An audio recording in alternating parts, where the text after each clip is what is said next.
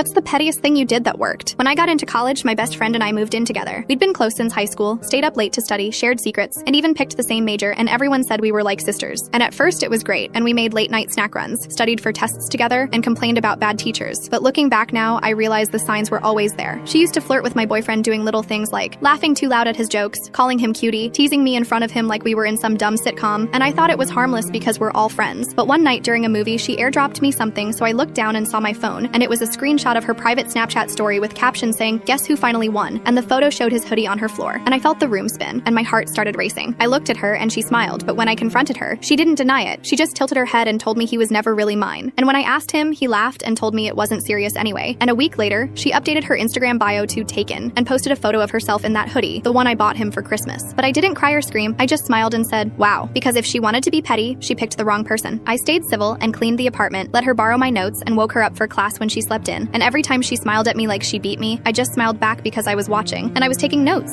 I saved every time she begged me to finish her part of the group project, every time she sent me her timesheet and asked me to log her hours for an internship she never showed up to. I saved them all, but then came the grad school scramble that only took 20 people a year, and it was her dream school. So we both applied to this competitive program, and she even used some of my published work and called it hers to make her application stronger. And that's when I knew what I had to do. I waited until her final submission went in, and then I opened her laptop and she left it unlocked, which was a big mistake. And inside her personal statement folder was her final submission Word document. So I opened it, but it was copy-pasted from a blog post, and it was the top Google result for how to write a powerful academic story. So I made a folder with screenshots of the blog, her file, timestamps, and reports showing she copied, and I mailed it anonymously to the university's academic review board. And 3 weeks later, she got a notice saying her application was under review. So she started freaking out because she thought it was about the blog post, but she had no idea that was the easy part, because 2 days later, I got an email, and it was a rejection letter, but they told me I'd already submitted under the same name. And I thought they got us mixed up, so I called, but they told me something I'll never forget. She had submitted a second application using my name, my transcripts, my test scores, and my essays. She literally copied everything and submitted it under my identity to double her chances. But that was her biggest mistake, because now it wasn't just plagiarism, it was fraud. So I forwarded that rejection email, along with everything else, to the review board, and 1 week later, she got the news. Her graduation was revoked, and her grad school offer was pulled, and her academic file was flagged for permanent review. She tried to act like it was a mistake, and said someone must have hacked her and blamed me in the group chat, but no one believed her because I had the proof. Then she deleted all the posts with him, and blocked me on everything, and vanished from campus like she was never there. And I smiled because she stole my boyfriend, and I stole 4 years of her life.